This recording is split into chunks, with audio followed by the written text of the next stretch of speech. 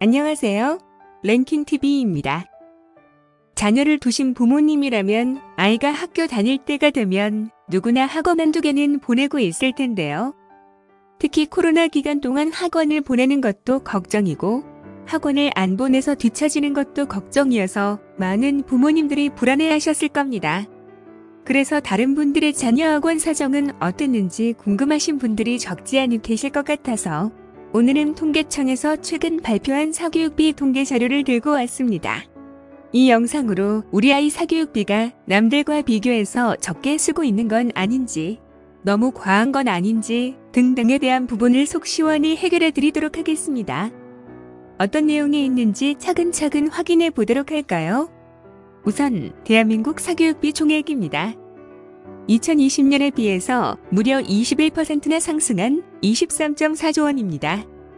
학교급별 사교육비 총액으로 세분해서 보면 고등학교는 계속해서 사교육 시장이 활발했던 터라 큰 폭의 증가까지는 아니었는데요. 반면 초등학교와 중학교는 대폭 상승했습니다. 특히나 학력자가 우려되는 초등학교 학생들은 부족한 수업을 사교육 시장에서 충족시키면서 사교육비도 유례없이 증가했습니다. 하지만 전체 학생 수는 되려 감소했는데요.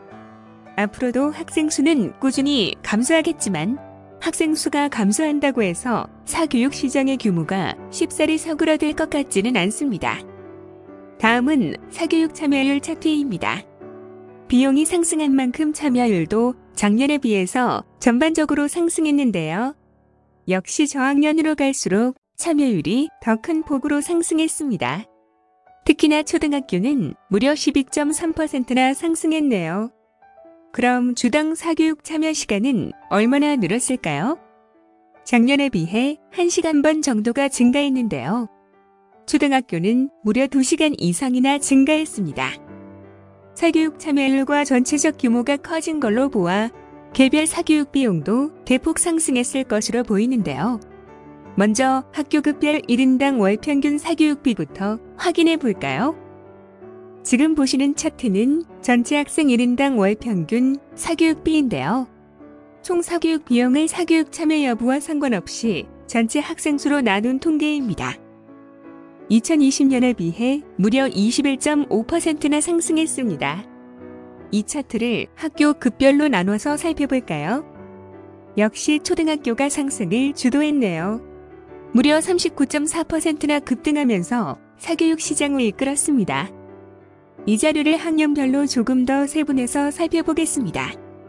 앞선 자료와 마찬가지로 학년이 낮아질수록 사교육비가 많이 늘어났네요. 초3의 경우는 66.5%나 상승했는데요. 학교에 다니지 않는 기간 대부분을 인터넷 강의를 더 듣거나 학원에서 보낸 것으로 추측됩니다. 전체 학생 기준 자료는 여기까지 보고요. 참여 학생 기준으로 실제 사교육비가 얼마나 드는지 확인해 볼까요? 다음은 참여 학생 1인당 월 평균 사교육비인데요.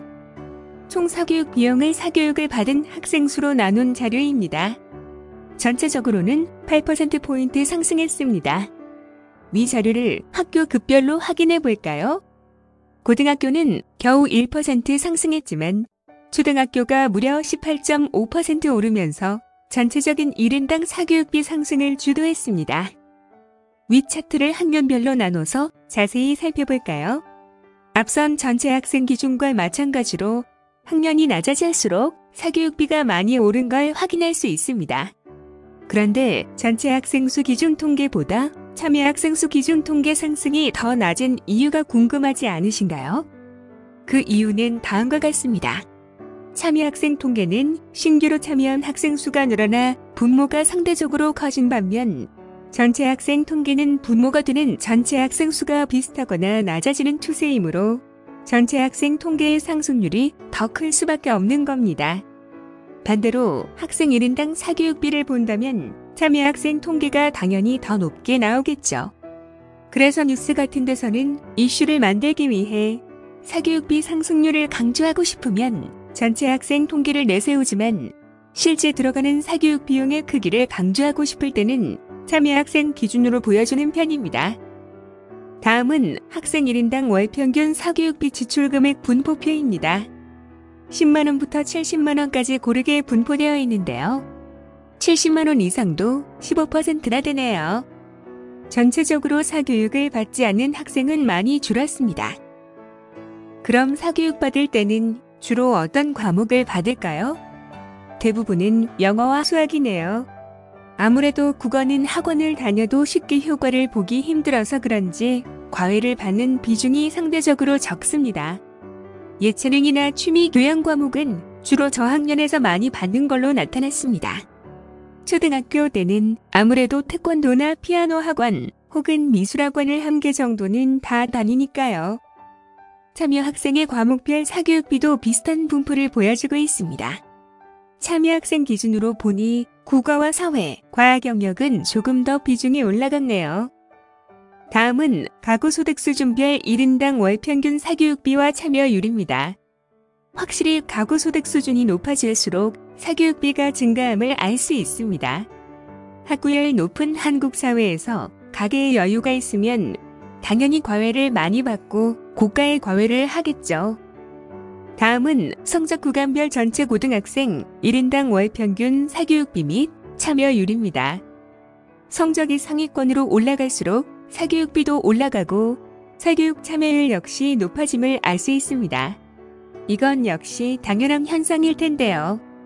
공교육이 평준화되어 있다 보니 조금 더 고득점을 원하는 학생들은 사교육을 받을 수밖에 없는 상황일 겁니다.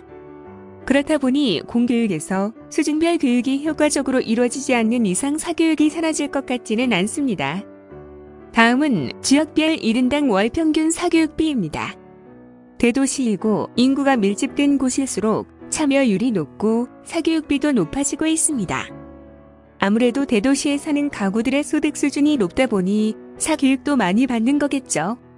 순위를 보면 서울이 압도적으로 높고 그 뒤를 경기도와 대구가 잇고 있습니다. 반면 전남 지역 등은 가장 낮은 참여율과 사교육비 지출을 보여주고 있습니다. 이상으로 사교육 비용에 대한 각종 통계 자료를 확인해 봤습니다. 코로나로 인한 비대면 수업이 확대되면서 학생들의 학업 능력이 꽤나 뒤처져졌다고 하는데요. 그 때문에 많은 부모님들이 사교육비 지출을 대폭 늘렸다고 하죠. 반면에 서민 경제는 어려워지고 있으니 안타까운 상황입니다.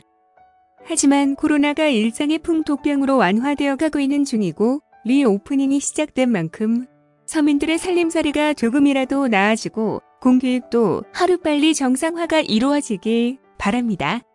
오늘 영상은 여기까지입니다.